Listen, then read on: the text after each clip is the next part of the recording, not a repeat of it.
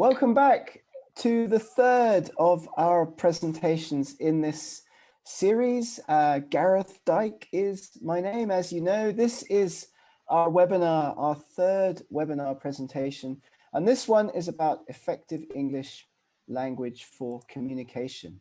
And we are going to talk in this session about a number of quick topics in English writing. First of all, common errors that non-native English speakers make when they write in English. And I do lots of training like this around, well, I used to do it like in China, in Kazakhstan, but of course now like on these webinars, on these online trainings, but we edit hundreds and hundreds and hundreds of papers at our company and working with other big publishing companies.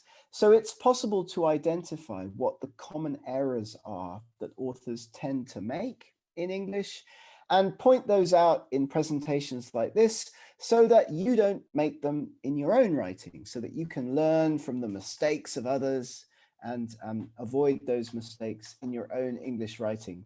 So we'll talk about common errors, we'll talk about avoiding errors in English writing, and then some specifics of English grammar and sentence construction, which I hope will be helpful as we build this training course into the writing and publishing of academic papers. We've talked about structure, we're talking about communication.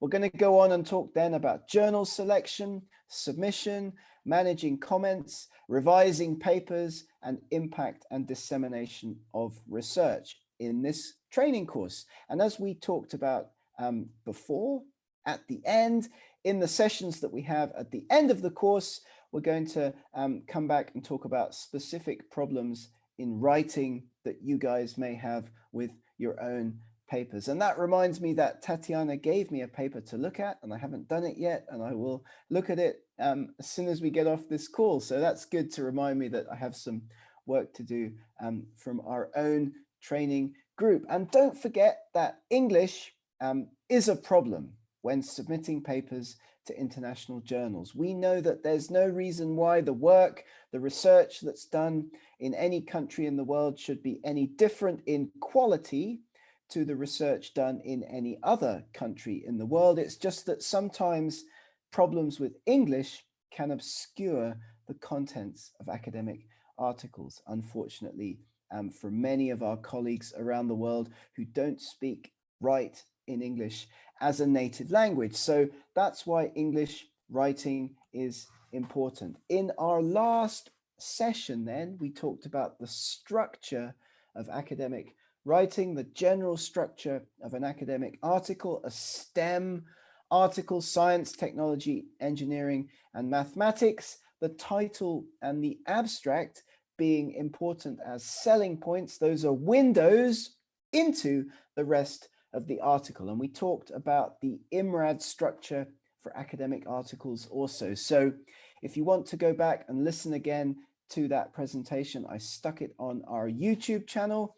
You can have a listen to that. You can share that link with colleagues, with students, with other co-workers if you want to have a listen about the structure of academic paper writing. So we know that English language mistakes can be an issue in communication, as you can see on some of these examples that I found online earlier. If you don't communicate effectively, then your message gets obscured. So it's important that academic research messages don't get buried in language issues. And we always ask peer reviewers at academic journals, do not comment on the English. If you see language issues with this article, send it back to the journal. We will send the paper, we will ask the authors to send the paper off for language editing.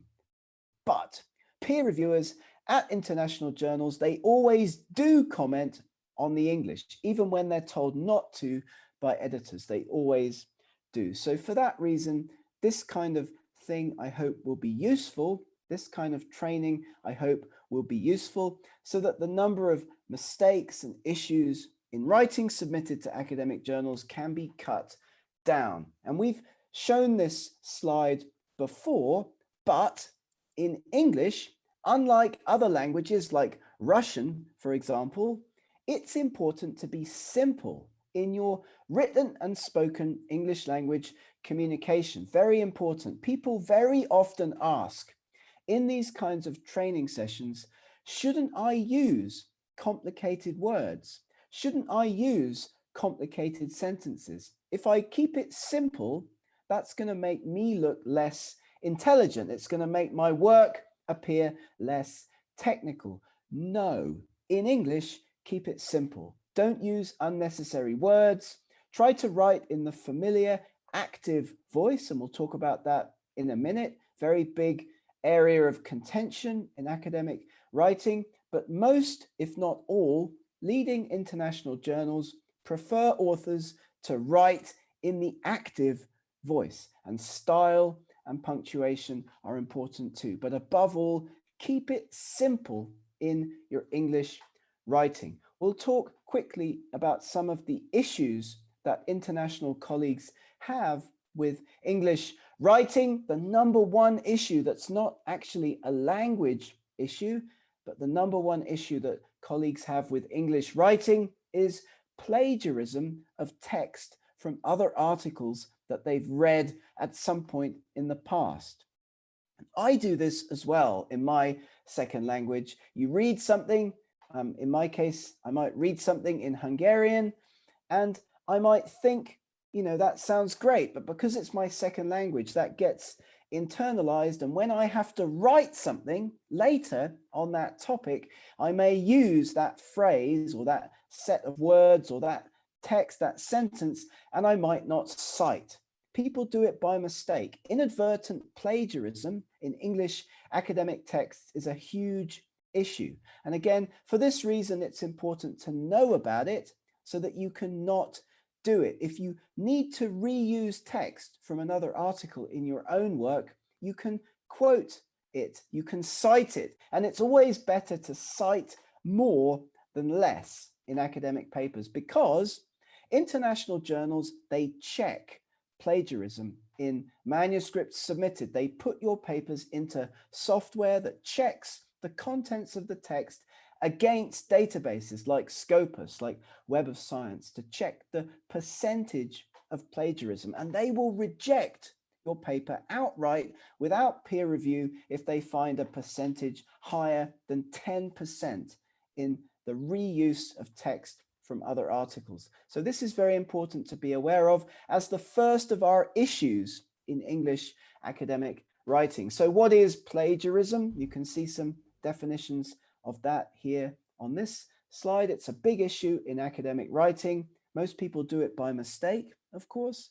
It's inadvertent plagiarism, but you don't want to get caught in this trap as an author. You don't want your paper to get rejected by a journal because you haven't checked it beforehand for plagiarism. So that's something else that I can help you with if you're interested, give you access to free online software that you can use to check your work before you submit it to a journal. And people are aware of this generally speaking, but did you know that you can actually also steal from yourself?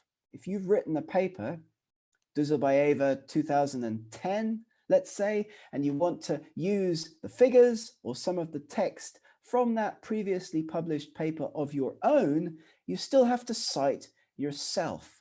Self-plagiarism can be another aspect to this, and it's often something that people are just completely unaware of. They think, I wrote the paper, it's my paper, why can't I just reuse some information, some text, some figures from it? I don't have to cite myself. You do. And often, in fact, you've signed the copyright on the work that you've published over to an academic journal. So you've got to cite, you've got to attribute, even if it's your own work. Self-plagiarism can be an issue as well, and something else that many people are simply unaware of as an issue in academic publishing. So as English writers, as effective English academic publishers, effective English academic writers, we're going to do a number of things that are quite different to the way that you might write in another language, in Russian, for example. We're going to avoid long words. We're going to avoid long sentences and the passive voice in our writing. So we concluded, we did this, rather than it can be concluded or it has been done. And we'll talk about this in more detail in a minute. Try to limit your sentences to one or two ideas. One idea is better per sentence. These are topic sentences, as it's referred to in training. One idea per sentence, and keep your English sentences short. A rule for this, less than 20 words. And in fact, research, lots of cognitive research in English has shown that if your sentence length gets longer than 20 words, people start to have trouble remembering what it is you've talked about. They start to have trouble recalling the information in that sentence. And don't forget that these days, of course, most of the people who are going to read your next academic paper in English are not going to be native English speakers. Where's most of the research in the world being done? In China. No one there is a native English speaker, maybe a few people, but most people reading academic work in English are not native speakers. So they have trouble with long, complicated sentences. And we do too. It's a good rule to keep your sentences short. Cut out unnecessary adjectives. Don't use jargon. We'll talk about that in a minute. Short and simple words, and some other specific kinds of mistakes like the use of double negatives in your writing will come on and we'll talk about in a minute. Of course, this is not news to everybody, but there are conventions in English writing, conventions and spelling conventions in particular between American English and British English. So check your style guide, check your journal style guide, because one of the biggest, most common mistakes that people make in their writing is to mix up the different spelling conventions,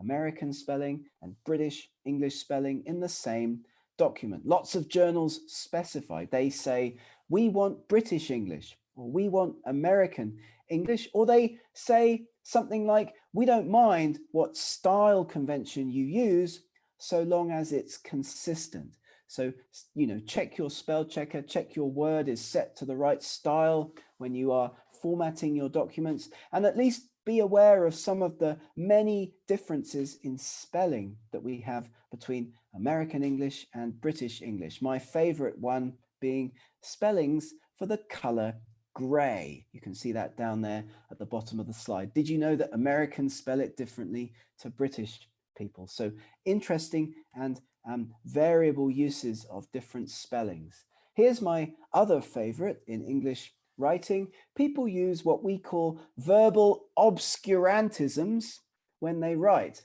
And this is words that are unnecessarily long and complicated. And actually, this can make you look sloppy. This can make you look overly complicated in English. People actually think you're trying to hide something if you're using words that are too complicated. A great example of this at the moment is Boris Johnson, the Prime Minister back in the UK. If you listen to him talking, you think, what is he talking about? Why can't he just use simple words? He always uses overly complicated words. People tend to not trust him because of that attribute that he has in his speaking. So it has long been known that usually means that somebody's not bothered really to look up the reference. Correct to an order of magnitude. This probably means that the answer is incorrect. Almost reached significance at the 5% level, for example. This implies like a selective interpretation of data, and your text will be easier to understand if you use simple words and phrases to replace more complicated ones. So analogous, you could just say similar. Utilize, you could just say use. Terminate, you could just say end. And people often do this at the start of sentences. However, nevertheless, indeed, meanwhile, at the same time, these often can be cut out of English writing. So a good thing to do when you draft something in English, and as we've talked about before, it's a good idea to think in English when you write in English. Do it a little bit each day. Don't translate if you can in your head. Don't think in Russian or in Kazakh and then make a translation. Try to think in English and read out loud your work once you've drafted it, because then you can cut out these unnecessary words. My favorite of all is the phrase, be that as it may, which is often, I had a French colleague who I was working with on some research a number of years ago, and he used to start every other sentence in his English writing with be that as it may, but you can just delete that. You don't need that. It doesn't add anything to the sentence. Let's have a look at some common mistakes. Let's just run through a number of common mistakes that people make in their English. Often pronouns used to substitute the name of a noun in the sentence to avoid repetition. My brother was obese when she was younger. And in languages like English, of course, where there's genders for nouns, we have to be careful with this. In this sentence, the pronoun he, of course, should be used instead of she. And there are lots of languages, Hungarian being a good example, where there aren't any genders for nouns. So people often make mistakes when they have to do it in another language, in English or in French, for example. So here you go. Here are some examples. James was with his mother. The woman was found bathing in her own blood. Jenny is wearing a beautiful diamond necklace, a gift from her husband, James. These are common mistakes that we find in people's academic writing. And some of the examples are a bit light-hearted, but these are serious mistakes that can obscure the contents of your written work if you make these kinds of errors. So who and whom, the use of these in adjective clauses. Who, of course, is a subject in an adjective clause, whereas whom is used as an object. Here are some examples. The man who gave me the proposal was my senior. So this is a mistake in this kind of clause. And again, the best way to catch these, the best way to understand these is to read out your English, because then you can make sure that it sounds okay. The woman who is wearing a black suit. The woman whom we talked to is a killer. Whom did you step on? We can, of course, discuss all of this at the end of the session if any of it's confusing. But here's another one, to lay versus to lie, right? So lay is a transitive verb that needs an object, something or someone to receive that action, whereas lie is an intransitive verb. It doesn't need an object. It stands alone in a sentence. So for example, I lay a book on the counter. The country lies between different mountain ranges. Andrew lays his bag on the table. People use these interchangeably in their academic writing. They're common mistakes. We use transition words in English to link sentences together. And a good technique when you are writing sentences in English is to put the important information at the end of a sentence. And then you can use a linking word or a linking phrase to join two sentences together, or to bring the topic of the next sentence in. So transitions, words and phrases that link ideas together. They show relationships within paragraphs, and commonly used linking transition words that we find are in addition, in contrast, moreover, on the other hand, also, alternatively. You often see these at the start or in the middle of punctuated sentences to link ideas together. By the way, people often use on the other hand in their writing.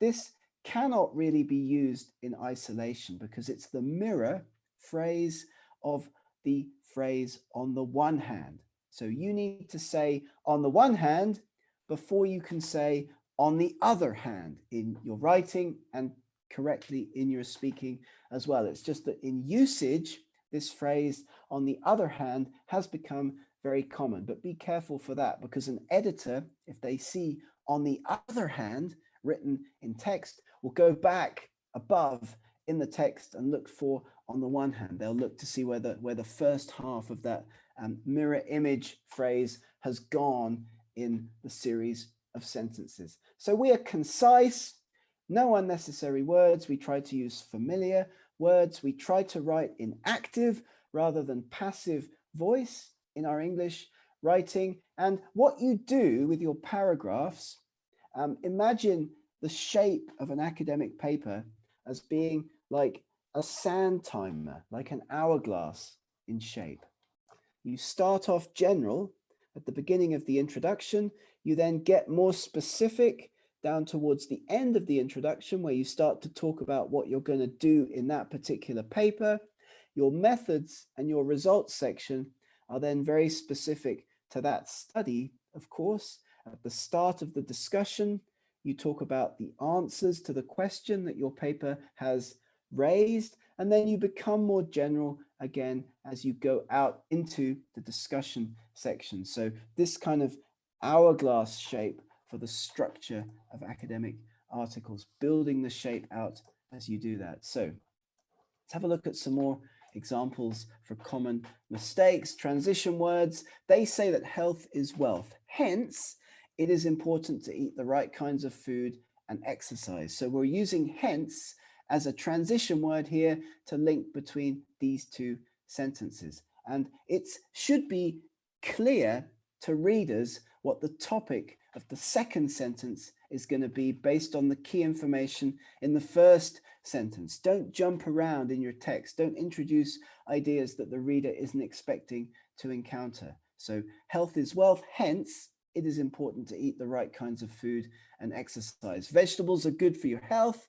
Additionally, fruits that are rich in vitamins and minerals can also keep us healthy. So additionally, in the second example of the second sentence there in blue, that's your transition word in that particular example. So those are important issues to keep in mind in your writing. And again, as we've said before in this training, like if this is lots of information or I'm talking too quickly or going through this too fast, don't worry. We're going to upload the video of this presentation so that you can have a listen back again whenever it works to see if there's some information that comes out of this presentation that will actually help with English writing. So what are topic sentences? And remember that we mentioned before that it's important to make sure that you try to limit your sentences to one idea in each sentence, one topic in each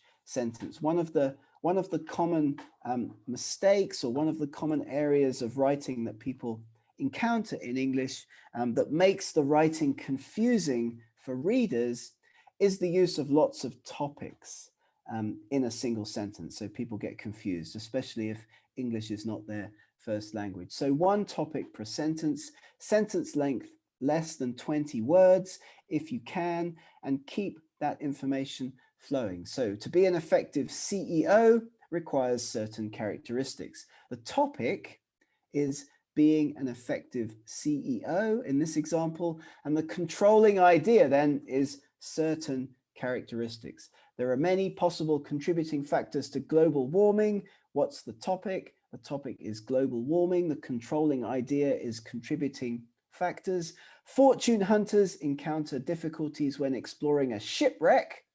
Topic is exploring a shipwreck. Controlling idea is many difficulties. Dogs make wonderful pets because they help you to live longer. Topic in this example, wonderful pets. And the controlling idea, of course, is that they help you to live longer. And that's how to do it. That's how to keep your sentences flowing from one to the other. So make sure, though, when using transition words, that you're transitioning with the right subject to verb. Singular subjects to singular verbs, plural subjects to plural verbs in your English writing. And of course, this is basic stuff, but the pluralization, note the American spelling on this particular slide. The pluralization of nouns is created simply in most cases by adding the letter S, whereas words that end in CH, X, S, or S-like sounds in English require an ES to add into the plural. So there's, of course, some words to learn in these different examples. And here are some examples of odd pluralizations of nouns that you encounter in English. The ES, or words that come from Latin or Greek, for example, where you have to make a specific kind of pluralization. Bacterium and bacteria. One of the other big mistakes that people make in English writing is their misuse of data. Data, of course, is a plural form in English. So the data were, not data was. The data were collected. The data were analyzed. Of course, that's plural, and so the sentence has to be pluralized in that particular case. And punctuation also in English can be confusing, has to be correct. Again, the best way to do this as a writer is to read out your work when you've finished that draft. This will help you to make sure that your punctuation is correct. Where is the main clause? Where's the subjunctive clause in your writing? A misplaced comma can change the meaning of a sentence. Let's eat grandma, as opposed to let's eat grandma, can be quite a different meaning. As you can see, the first sentence suggests that we're going to eat grandma, while the second sentence suggests that we're inviting grandma to come and eat something with us. So use that comma properly. And that, again, is a mistake that we see often in English academic texts. Here's another one, the use of its and its, the second, of course, being a contraction of it is, or in some cases, it has. So it's a bluebird, its wings are blue, it's our neighbor's dog. You can see here that you have to be able to read these out, and you have to be able to expand the contraction for it to make sense in English. So we try to avoid, actually, in academic writing, the use of contractions because it appears informal in writing. So in your academic work, you want to not use contractions like didn't, can't, and haven't. Write those out in full. Expand them in full because that is more formal. That makes the writing appear less informal when you do that. And don't forget, as I've already mentioned, about the word data. That's a plural, as in the data were collected on January the 21st. Direct quotes should be avoided, generally speaking, in English academic writing, unless you're actually directly quoting from somebody else's work, like a definition or a label. We can teach you, I can show you how to paraphrase writing. And one way to do this, one clever way in which you can do this with your writing, is to switch the tense. So if somebody's written something in the passive voice, you can rewrite that in your work into the active voice, and therefore avoid having to paraphrase, avoid having to cite.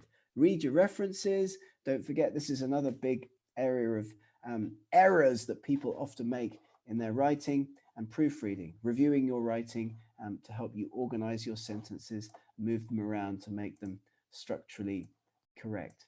Affect and affect, affect and effect in English writing. One, of course, is a verb, affect. Effect is a noun.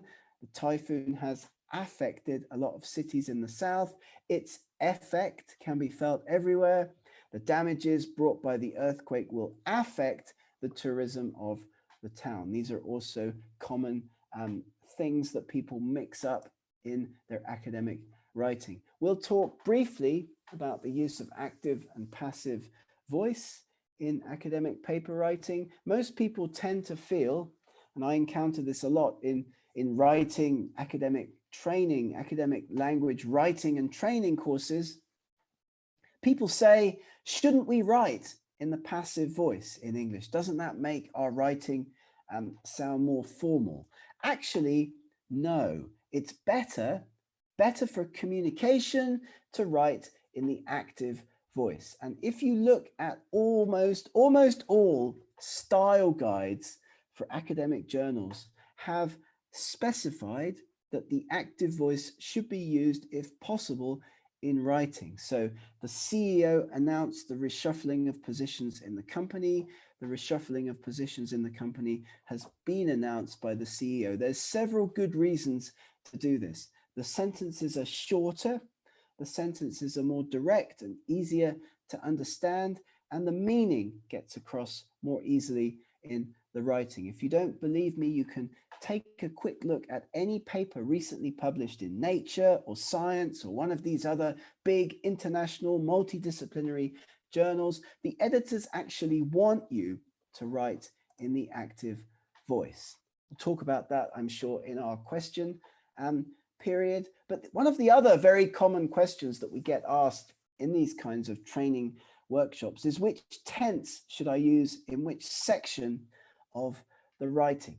Generally speaking, the best way to think about this is to think about your readers. As we talked about before, readers, the people who are actually reading and using academic papers, these are the most important people. We don't write papers just to give them as presents to our grannies. We don't write papers to stick them on the wall. We write papers so that other people are going to cite them. So your readers are experiencing your academic article right now in the present tense, in the present time. So most of the paper can actually be most effectively written in the simple present tense. You don't even have to use the imperfect tense. You can just use the simple present tense for most of the paper, apart from the methods, because of course those happened in the past. And in particular, use of the present tense is most appropriate for accepted facts. So background information in the introduction, results, and discussion conclusions. But you can of course use various forms of the past tense when talking about your methods, because you did those before you started writing the paper. You did those in the past. But this is also a very useful general rule of thumb for effective writing, keeping it simple, being active in your writing, and being simple with the tenses that you use in the different parts of the paper. Practical tips for academic writing. These are jokes, but nevertheless, try always to be more or less specific. Try always to avoid cliches like the plague. They're old hat. Verbs has to agree with their subjects. Prepositions are not words to end sentences with. And don't start a sentence with a conjunction. It is wrong to ever split an infinitive. Parenthetical remarks, however relevant, are usually unnecessary. Also, never, ever use repetitive redundancies. No sentence fragments. Contractions aren't good style and shouldn't be used in formal writing. Do not be redundant. Do not use more words than necessary. One should never generalize. One-word sentences. Eliminate commas that are not necessary. Never use a big word when a diminutive one will suffice. Kill those exclamation points. Use words correctly, irregardless of how others use them. Understatement is always the absolutely best way to put forth earth-shaking ideas. Use the apostrophe in its proper place and omit it when it's not needed. And who needs rhetorical questions? And finally, don't forget to proofread carefully to see if you any words out. Thanks very much for listening to this session. We've talked about some common errors, avoiding common errors in English, topic sentences, and some very frequently encountered grammatical and structural errors. English is a simple language for communication, for writing. Keep your sentences short, avoid unnecessary words, and keep one topic per sentence. Those are my key messages from this presentation today. Thank you very much for listening. And now we have time for comments and questions. That was our third workshop in this series. Thanks again. And questions. Now let's have some questions. Tatiana? Garrett, I have a question, may I? So what is soft plagiarism? Soft plagiarism? Soft. You said soft plagiarism. What does it mean? Or maybe I misunderstood you. I said self-plagiarism. Self-plagiarism. What does it mean, self-plagiarism? Self-plagiarism is where you take information from one of your own previous publications and you don't cite your own previous publication. And it's a problem in academic publishing because lots of people are simply unaware that once they've published something under their own name in the past, they can't use information, text, figures from their own papers, again, without citing themselves. You know, people often think, I wrote that paper, I own that content, I can reuse that figure, I can reuse that map, I can reuse that information in later publications. I don't have to cite myself, but you actually have to cite yourself if you publish something and you want to reuse that work later. So it's just an example of a common mistake in academic publishing. Sorry for my accent, self-plagiarism. No, it's not your accent. So it's a foreign language for us, you see, so yeah. I misheard you. And that is why I thought that soft plagiarism. Okay, thank you, Garrett. Cool. Thank you.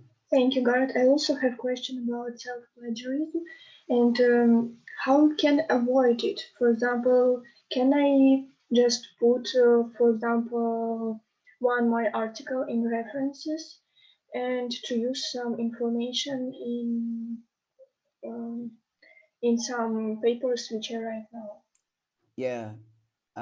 Okay, so you can, if you want, just take a sentence or a series of sentences or a paragraph or any amount of text that you want from a previously published paper, but you've got to put that text in quotation marks and you've got to cite that previous source in your article, okay?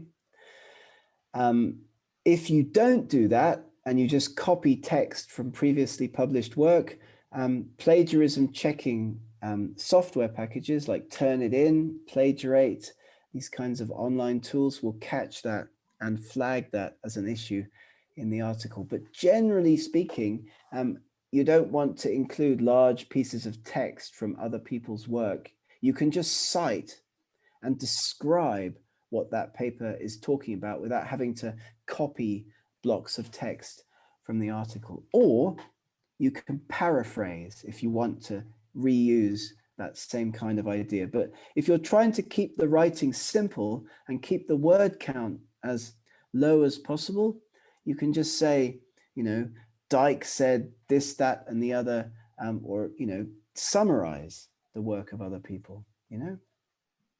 Yeah. Okay, thank you. And also Tatiana and Dmitry had some problems with internet.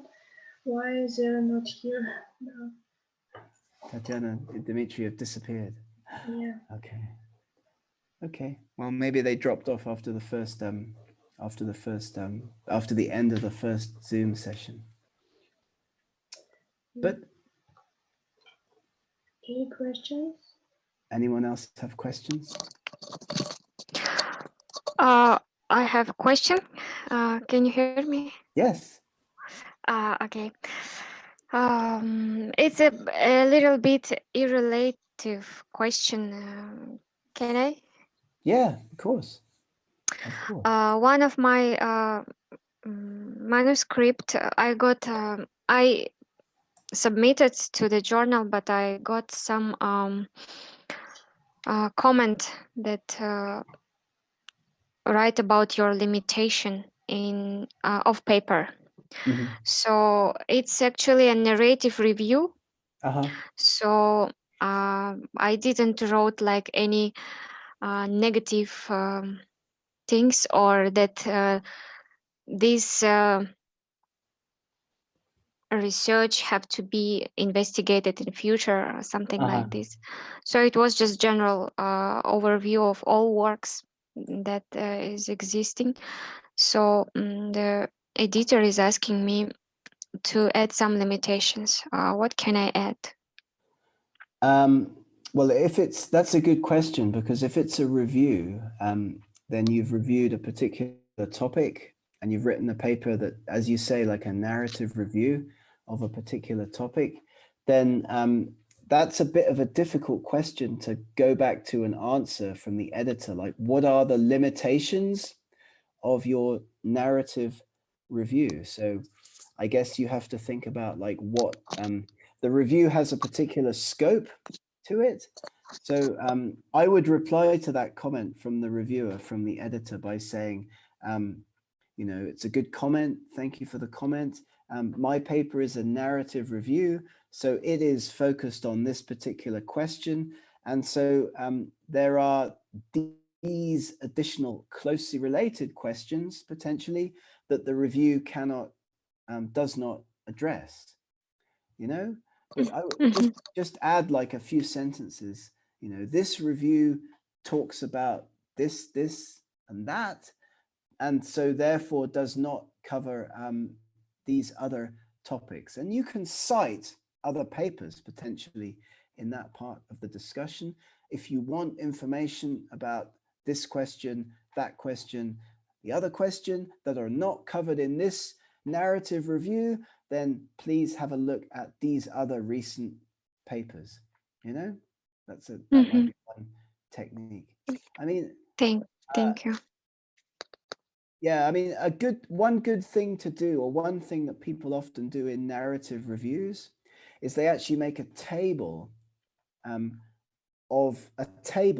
that contains like references and information from those references, you know? So that way, like a reader can quickly look at the table and see, you know, 20 people have previously written on this topic, and there's a few sentences that summarize what those papers have talked about, like in the table, you know? So rather than putting the information into text, into prose, in the review itself, you can summarize that quickly in a table. That's one good technique that people often use, and it saves a lot of words as well, you know? Generally speaking, people are much more able to understand information if it's presented in a figure or in a table than if they have to read it in text, you know? So that's worth keeping in mind as well when you put together papers. Make a picture rather than text. Thank you. I got. And another question is, if paper already have been under review more than 4 months, and on the status it's given that all requirement edition review is completed, but still there is no like message or some like feedbacks. What can it means? That still it's can be rejected, or there is a hope that it can be it just means that the editor hasn't made a decision yet on the paper. That's all that means.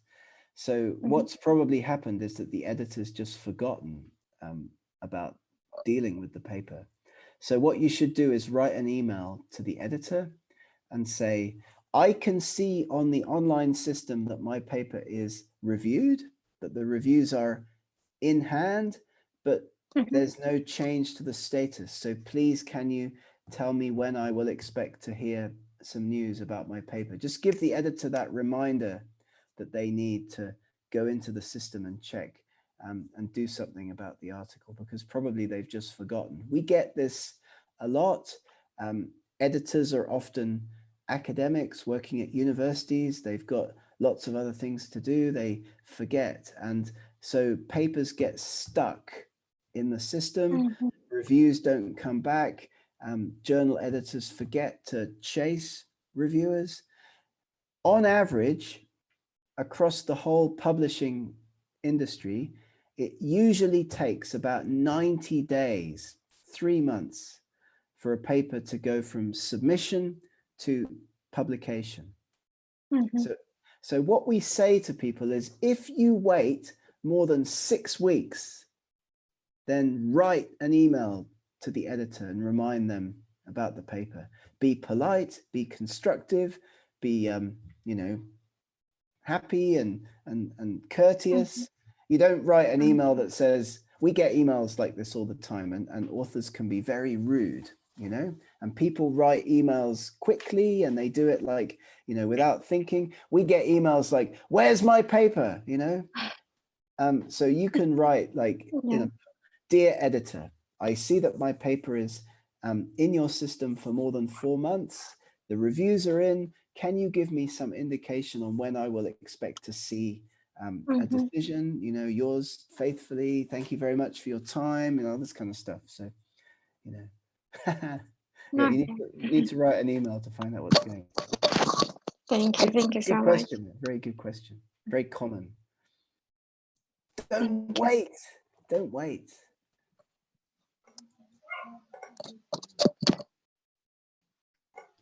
Okay, thank you.